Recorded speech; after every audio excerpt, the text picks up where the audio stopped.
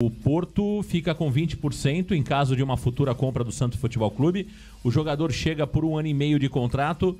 O Santos desembolsa cerca de 500 mil euros. E tem um gatilho na questão do empréstimo, que se o jogador marcar 15 gols, não é isso? Isso. Gabriel Zupo, durante o período de empréstimo, se ele fizer 15 gols, o Santos passa a ter obrigação de compra ao invés de opção de compra, né? Então passa a ser obrigatória a compra do jogador por parte do Santos Futebol Clube por mais 2,5 milhões de euros, né? Por mais 2,5 milhões de euros. Então, o custo total do Wendel Silva gira em torno de 3 milhões de euros. Gira em torno de 3 milhões de euros. É o valor total, 18 milhões de reais aproximadamente é o valor que o Santos terá que pagar ao Porto, caso o jogador vá bem no Santos, marque pelo menos 15 gols. Se ele não marcar 15 gols, o Santos pode mesmo assim comprar o atleta, né? Mas aí não é uma obrigação de compra, e sim uma opção de compra, não é isso, Zupô? Exatamente, Marcão. O que me preocupa nessa marca de 15 gols, por mais que 15 gols é uma marca até que boa pro jogador, o que me preocupa é que ele vai chegar agora na Série B, vamos usar um exemplo que ele pegue 10 jogos da Série B e faça uns 6 gols. Fazendo esses 6 gols, ele vai jogar o Paulistão, que, gente, por mais que o Paulistão seja o estadual mais difícil do Brasil, o Paulistão ele não é parâmetro quando você compara com a Série A. Então imagina, 6 gols lá na Série B, aí 9 gols no Paulistão. O Santos é obrigado a comprar. E se ele não corresponder na Série A? É o que a gente vem falando aqui. A Série B é de uma forma, a Série A é de outra. Quando a gente usa o Paulistão como parâmetro para a Série B, é porque o Paulistão ele tem 7 equipes que disputam hoje a Série B. Ano que vem na Série A, são apenas 5 equipes. Se o Santos conseguir o acesso, acaba sendo 5 equipes.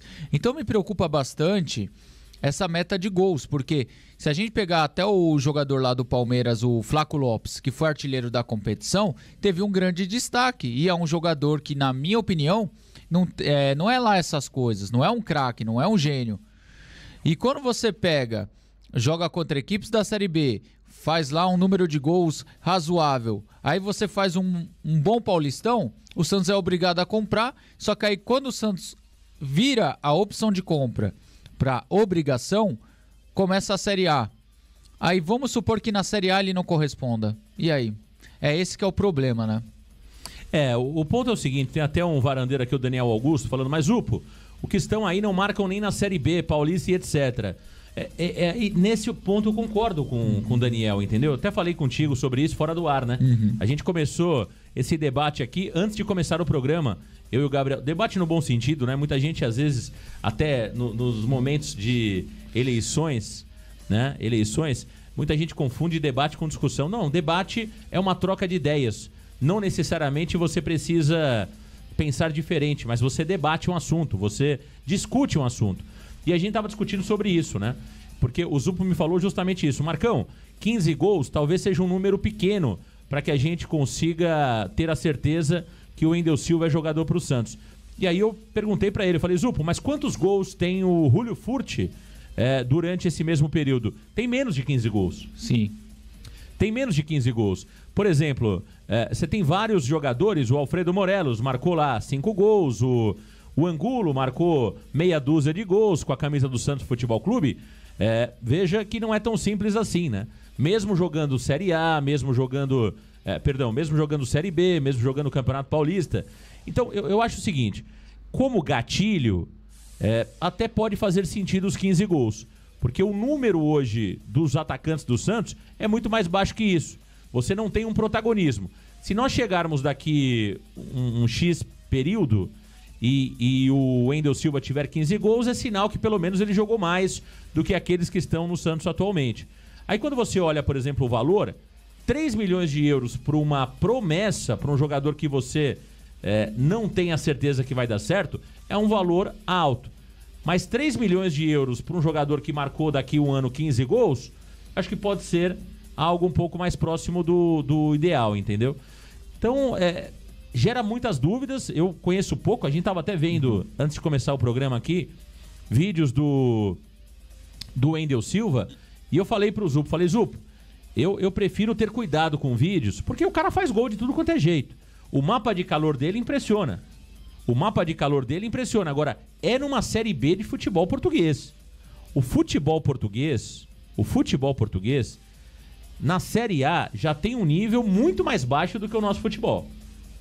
A Série A do futebol português é um nível muito mais abaixo do que o nosso futebol. Veja que lá, Alex Nascimento era titular, João Basso era titular, Zanocelo era titular, um monte de jogador mais ou menos, Poroso era titular, Natan era titular. Então assim, o nível da Série A do futebol português já é um nível muito abaixo do nosso. Imaginem da Série B. Então tem que tomar muito cuidado com esses vídeos que estão circulando. Realmente, se você vê os vídeos do cara e vê o mapa de calor dele, pô, ele joga de tudo quanto é jeito. Só faltou ele estar no mapa de calor ali na pequena área do time dele. Porque do meio campo pra frente, Zupo, ele é um jogador que se movimenta muito. Pelo menos é o que vimos, né? Exatamente, Marcão. Se a gente for analisar pelos vídeos, números, a gente vai ficar com uma alta expectativa, inclusive. Só que essa questão do Wendel Silva é uma contratação aposta. É que eu falo pro torcedor, não cria uma expectativa alta e nem uma expectativa baixa. Só vai ter que aguardar para jogar. Não tem jeito. Agora que tá aqui, é torcer para que corresponda. Mas mesmo assim, eu acho que o número de gols, Marcão, é um número de gols que, para acionar esse gatilho da obrigação de compra, eu acho que é muito arriscado. Eu vou usar até um exemplo de um jogador, que é o Gustavo lá, que jogou no Corinthians. Fortaleza, tal, Isso. Né? Que no Fortaleza deslanchou, jogou muita bola naquela Série B do Fortaleza. Em 2019, pelo Corinthians no Paulistão, foi um dos destaques. Mas quando começou a Série A, ele não conseguiu se firmar, ele não conseguiu nem se destacar. É esse o meu medo. O meu medo, na questão do Wendel Silva, é o quê? Ele ter o destaque, ser melhor do que os jogadores que estão aqui, que realmente o número do Furt, o número do William Bigode são ruins nessa temporada. Então, meu medo é que ele se destaque na Série B, se destaque no Paulistão e o Santos seja obrigado a comprar. Aí, quando começa a Série A, ele suma do mapa. Essa é a minha preocupação, Marcão. Tá aí o Wendel Silva, portanto, contratado pelo Santos Futebol Clube. 1 ano e meio, 500 mil euros pelo empréstimo e mais 2,5 milhões de euros, caso o Santos exerça a opção de compra ou obrigação de compra, né? Porque, volto a dizer, se ele marcar lá 15 gols nesse período, o Santos passa a ter obrigação de compra para contratar o jogador Wendel Silva. Muitos varandeiros chegando no Varanda Futebol Debate, o Cauê Barreto, o Paulo Correia. Agora nós temos o Yusufa também chegando, né, meu caro Gabriel Zupo? O jogador é aguardado até o próximo final de semana, até esse domingo agora, no Brasil. Ele que está resolvendo a questão do seu visto, né, junto à embaixada brasileira lá no Catar, em Doha, e a tendência é que isso seja resolvido. Tem toda a questão do fuso horário, questões burocráticas, isso não é um processo tão rápido assim, mas o Yusufa também é aguardado até o final de semana agora para realizar exames médicos e também assinar o seu contrato. O Santos recebe o jogador sem ter que pagar nada ao Al-Marquia do Catar e o jogador vai receber cerca de R$150 mil, contrato de 1 ano por empréstimo. O Santos praticamente contrata 3 jogadores, 3 atacantes, né, meu caro Gabriel Zupo? O Billy Arce, que é um jogador que joga mais pelo lado esquerdo, que pode jogar como segundo atacante, ali até fazendo um papel similar ao que faz o Juliano. O Yusufa é um jogador também de área que pode jogar pelos lados do gramado, jogando também ali como segundo atacante ou até mesmo como um ponta. E o Wendel Silva é o 9, o mais próximo do 9 é o Wendel Silva, dos 3 jogadores, Zupo? Marcão, creio que sim. O Wendel Silva, até fazendo uma análise rápida, ele, dos 3 que chegou, eu acho que é o que tem mais potencial para ser titular. Isso eu digo pelas opções que o Santos tem e pela expectativa que a gente tem em relação aos 3 jogadores. Porque o Yusufa mesmo, a gente não conhece tão bem. A gente também conhece por números de scout, por questão de vídeos de scout. O que me agrada na contratação do Yusufa é ter sido indicação do scout do Santos. Isso me agrada, Isso é legal, vamos ver se essa contratação de um mercado alternativo acaba correspondendo. Só que assim, o Yusuf, eu vejo que o rendimento dele é um pouco maior jogando pelos lados do campo, né? Aí se você for analisar, quem que são os titulares pela direita e esquerda? Guilherme e Otero. Esses não vão perder a titularidade pro Yusufa. Agora, você pega o Billy Arce, que pode jogar pelas pontas, a mesma questão do Yusufa. Não vai tirar a titularidade de Otero e Guilherme. Ah, mas ele pode jogar de meia. Eu acredito que enquanto o Juliano estiver fora, a briga dele com o Serginho vai ser legal. Mas a partir do momento que o Juliano voltar, estiver apto, por mais que ele tenha a condição física questionável, o Carille não vai abrir mão do Juliano no time titular. Então, assim, eu vejo o Yusufa, Billy Arce sendo aqueles reservas imediatos. Agora, o Wendel Silva, porque para mim ele tem uma grande chance de ser titular. Porque o Furt, que era a nossa esperança de gol, com todo respeito, faz uma temporada abaixo. Falei a questão do Bigode também. O Bigode é rendimento baixo. Ah, Gabriel, mas e o menino lá da base, o Enzo Monteiro? Eu acho que o Enzo Monteiro não tá pronto. Eu acho que ele realmente merece minutagem, merece ser relacionado. Mas a gente não pode tratar o Enzo Monteiro como solução. Porque é um garoto que, pelo que eu vi na base, naquele primeiro jogo contra o Paysandu, que é um garoto que tem até um potencial dentro da área, mas fora da grande área, ele já não consegue entregar tanto, ele não tem tanta eficiência. Então eu acho que é um garoto que merece a minutagem, mas a gente não pode ficar tratando o Enzo Monteiro como uma solução. Então por isso que eu acho que a possibilidade do Wendel Silva, ao decorrer da temporada, ser titular, é maior do que Yusufa e do que o Billy Arce. Tá aí o Gabriel Zupo aqui no Varanda Futebol Debate. O torcedor vai chegando, vai deixando o seu like, vai compartilhando aqui no Varanda Futebol Debate. Deixa eu mandar um abraço pro Elton Marques, pro André Gomes, ligado no Varanda Futebol Debate. Cauê Barreto tá dizendo o seguinte: é impressionante como contratação de jogador de futebol é igual loteria. O clube pode levar a sorte do jogador performar bem ou pode ser um fiasco. É verdade, Cauã, toda contratação ela tem ali o seu risco, né? Essa é a grande verdade. Por exemplo, o Barcelona contratou o Vitor Roque, não tá dando certo lá. O Barcelona já fala de liberar o jogador. E o Vitor Roque foi contratado por valores milionários. O jogador Neymar foi contratado pelo Al Hilal e até agora não mostrou nada lá. Se machucou recentemente, né? Tá um ano parado o Neymar. Foi uma contratação que até agora se mostra ruim por parte do Al Hilal. Então, é um risco muito alto, né? Mesmo quando você contrata jogadores de qualidade, você tem risco. É claro que risco técnico menor, risco técnico pequeno. Mas você tem, além, no caso do Wendel Silva e de qualquer jogador que o Santos contrate, quando você contrata jogadores de uma prateleira inferior, você tem o risco técnico e você tem o risco físico. Risco físico todos nós temos, né? É aquele velho negócio, você vai sair de casa hoje, você corre o risco ali de acontecer alguma coisa. Se você não quiser que aconteça nada, você vai ficar dentro de casa parado. Saiu de casa, está correndo risco. Então, existe o risco. Não adianta a gente ficar aqui tentando adivinhar o que vai ser o futuro, sendo que o jogador não entrou em campo. Dá pra gente falar um pouquinho sobre as características, dá pra gente falar um pouquinho sobre os números, sobre o currículo do jogador. E isso, quando a gente olha o Wendel Silva, das 3 contratações, eu vejo o Wendel Silva como aquela que mais promete. Desses 3 jogadores, tá? Eu acho que o Yusufa, ele vai ser pro marketing do Santos muito legal, né? Vamos ver se ele é um cara carismático, mas você ter um jogador africano no futebol brasileiro, no Santos, principalmente ali, né? O Santos que teve muitos ídolos negros, né? Então você ter ali um africano, eu acho que vai ser um atrativo muito legal pra mídia, pra todos nós. Me preocupa um pouco o Yusufa esportivamente. Mas eu acho que pelo menos em termos de marketing, de mídia, ele vai render alguma coisa ao clube. E o Billy Arce, não sei, eu acho que o Billy Arce vai ser um jogador ali com passagem que não vai deixar muitas saudades pro torcedor santista. Pelo menos essa expectativa que eu tenho. Talvez ali num jogo ou outro consiga fazer alguma coisa, mas eu não consigo ver o Billy Arce, por exemplo, sendo importante pro Santos no ano que vem. Agora, veja como o futebol é interessante, né? O atacante do Corinthians, o Romero. Você vai se lembrar do Romero? Todo mundo chamava o Romero de Bagre. Hoje o Romero é um dos principais. Romero, não sei como que eles chamam lá, a pronúncia correta, mas O Romero, ou Romero, do Corinthians, é um dos jogadores lá que são titulares absolutos do Corinthians, né? E você vai se lembrar que o André Rizek, o jornalista da Globo, uma vez falou que o Romero não conseguia fazer 3 embaixadinhas.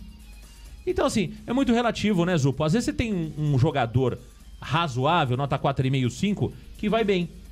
Ele consegue ali se achar num determinado clube e consegue render. Em contrapartida, às vezes você contrata um jogador nota 7,5, 8, que não rende, né? Então depende muito da adaptação do jogador. Às vezes o cara tem estrela. Vamos se lembrar de um jogador no Santos? O Basílio. O Basílio era um grande jogador? Não era. Mas no Santos o cara entrava, a bola batia nele, era gol. Então tem muito isso também, né? A questão da estrela, adaptação. Tem uma série de coisas, né, Zupo? Exatamente, Marcão. Tem jogadores que acabam dando certo em um clube e às vezes em outro não. A gente pode usar até exemplos positivos e negativos. Que nem no Santos, aquele tal do Marquinhos Gabriel. Não jogou bola em lugar nenhum. Isso. Mas no Santos jogava muita bola. O próprio André, o atacante André Felipe, aqui no Santos 2009, 2010 dele, parecia um centroavante com um ótimo faro de gol. Mas ao decorrer da sua carreira não jogou bola em lugar nenhum.